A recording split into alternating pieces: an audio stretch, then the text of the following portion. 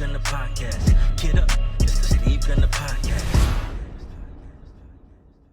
Good day to all and welcome to another episode of the Steve Gunter Podcast, where we discuss the steps, the strategies, and the mindset of real estate investing tailor-made for the pro athlete. We appreciate your time. You could have been anywhere in the world, but you're here with me. And for that, I am grateful. I'm your host, Steve Gunter, and it's an honor and privilege to be with you. Look, today is Valentine's Day. And in case you didn't know, this is an important day. If you have a significant other in your life, then I hope that you have already prepared yourself appropriately to present flowers, candy, made reservations to your partner's favorite restaurant. Maybe you even put away a little money to buy that bracelet she's been telling you on the side that she thinks is cute. Well, today is that day. Now, if you're a guy, you're probably not going to get anything for Valentine's Day. Okay? And listen to me. I'm not saying by any measure that guys shouldn't receive a gift for Valentine's Day. Not saying that at all. All I'm saying is that generally speaking, with quotation marks, generally speaking, Valentine's Day ain't your day. You have your day. Father's Day. That's your day. If you're a father. So on Father's Day, you get the grill out, you sit by the pool, maybe crack open a beer, but notice I didn't say your birthday, right?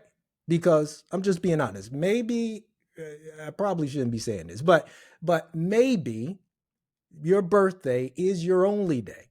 Because if you're a guy and if you have a family, your birthday is actually an extension of what the family enjoys doing together.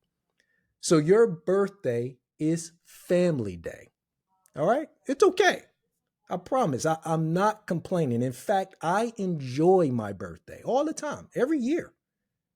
And if I'm being honest, my wife and children make my birthday really, really easy. They book a trip for me to the water park. It's what I like to do. We go to the water park. But it's also what they like to do. But look, in all seriousness, enjoy today. I hope you and your loved ones have an amazing and joyful Valentine's Day. Now, as we segue to our topic of today, I want to share that just like we should prepare for special days such as today, it is just as important that we prepare for our transition, our exit, our curtain call from our sport. And I want to encourage you all to fall in love with building your future through real estate. But Steve, why real estate? You might ask. Because real estate is the one asset class that most people understand. Most people understand. And understanding what you are investing in is an essential part to becoming a successful investor. As I quote my dear friend Terry Summers, you can check Terry out on episode 2 of the podcast. He goes hard with plenty of gems to share there.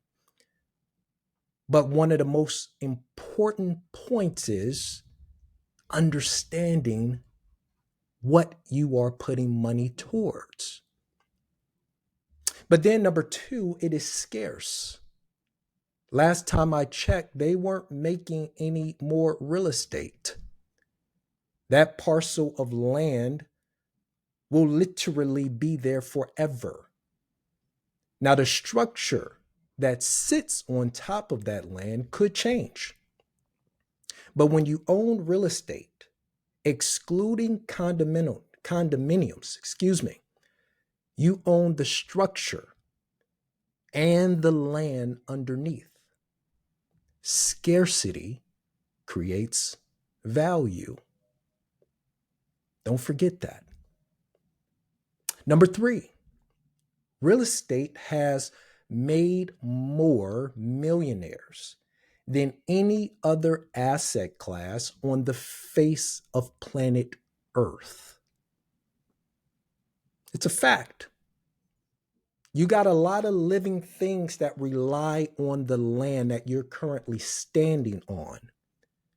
And as far as I know, there isn't a piece of property in America that isn't owned by somebody, whether it be an individual, corporation, a government, or some other legal entity. Do you think it's time that you get in the game and become one of those owners? You think it's time? How long should you stand back and wait, delay, put a pause on things, i.e., pause your future?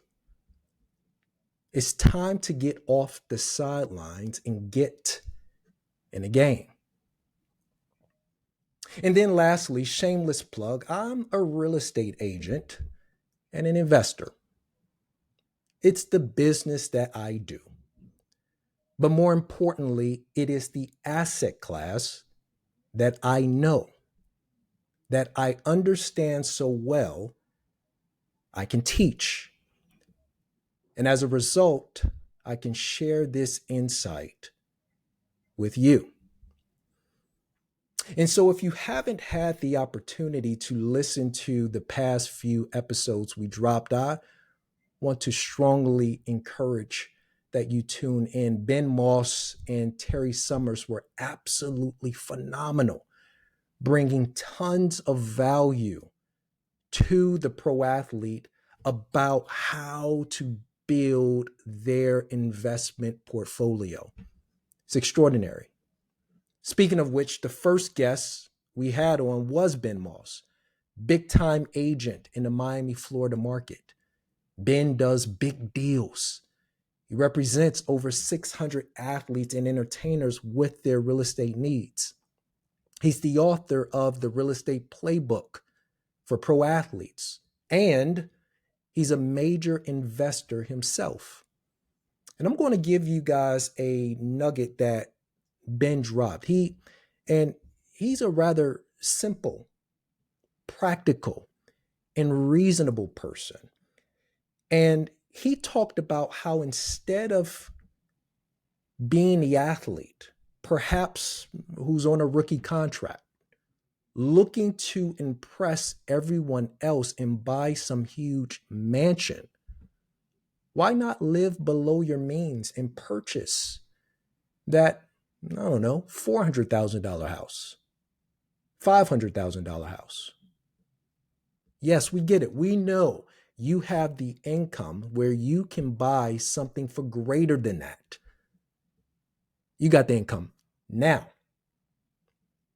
But what we're talking about is positioning you to start building wealth today and live below your means personally, so that when you transition from the sport, you can live a big life.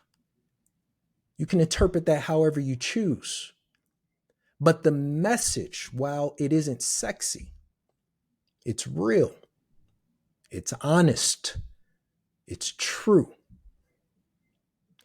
And then we had Terry Summers on, again on episode 2, and he literally bought the house down. Terry is an investor who owns several different companies, but the vast majority of his portfolio is in real estate. And Terry said, as he spoke about his investing philosophy, that he invests in the path of progress, meaning he places his money in areas there's already public and private funding in, which means the government is already investing in that area. Other private dollars are already investing in that area. He believes in riding the wave. Genius. Absolutely genius. Practical, simple. Then he said this, and this blew my mind. Terry said, try to kill the deal. Once you get excited about the deal, the next step is to figure out in your head how to kill it. And if you can't kill that deal, then it's a good deal. Beautiful, beautiful. Worth highlighting, worth saving, worth jotting a note down in your smartphone. Lastly, let's step back from the X's and O's for a moment and talk about the most important part of this equation: your thinking, your mindset. If you're currently striving to be the best possible athlete that you can be for your organization, for your team, your family, the fans, and yourself, then take that same drive and apply it to building your future.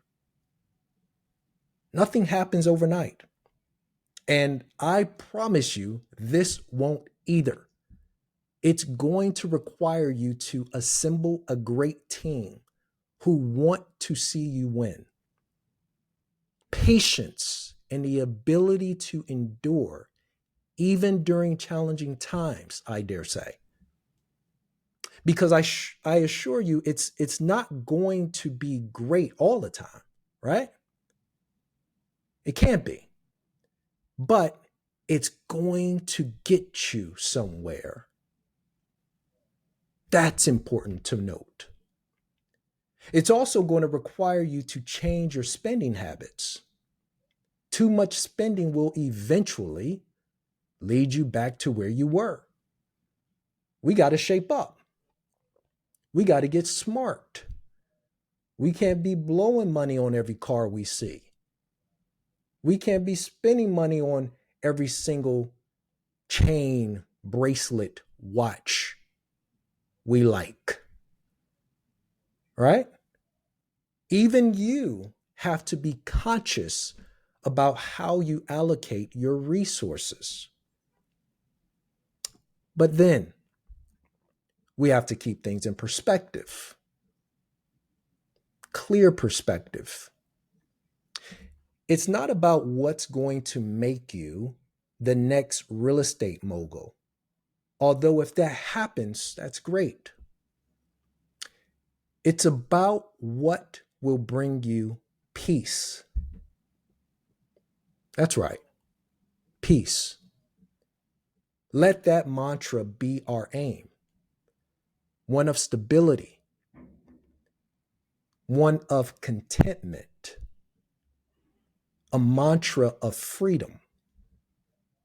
You see, that word contentment, some people view that word as one that is equal to complacency.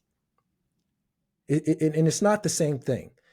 And interestingly enough, especially in athletic circles where most people are alphas, they shy away from the word contentment. But that's not what it is. Contentment is a state of peace. It's happiness.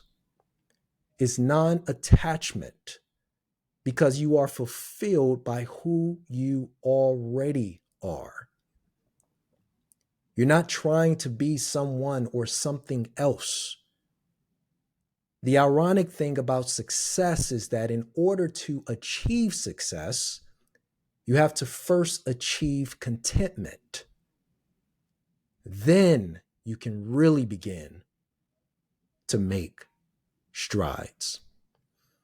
So, folks, that's our show for today. Thank you so much for listening. Thank you for subscribing and sharing. Happy Valentine's Day to you and yours. And until next time, be good, my friends.